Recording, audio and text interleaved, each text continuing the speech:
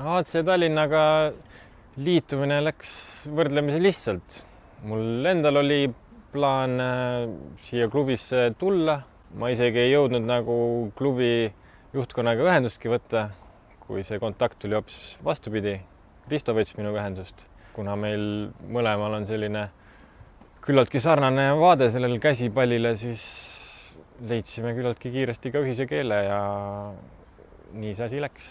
Ma ise olen küll Soomes sündinud, aga tegelikult kogu elu siin Tallinna kandis üles kasvanud.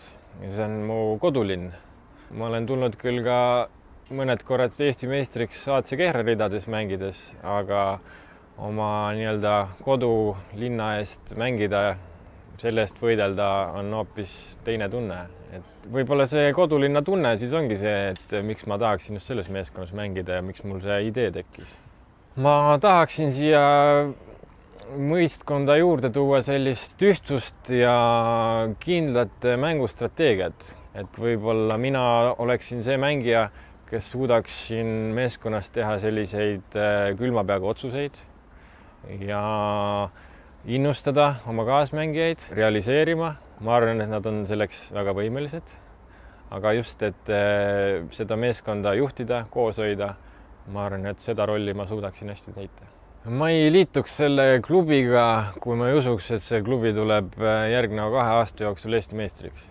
See on minu eesmärk siin klubis ja selle nimel olen ma valmis ka tööd tegema.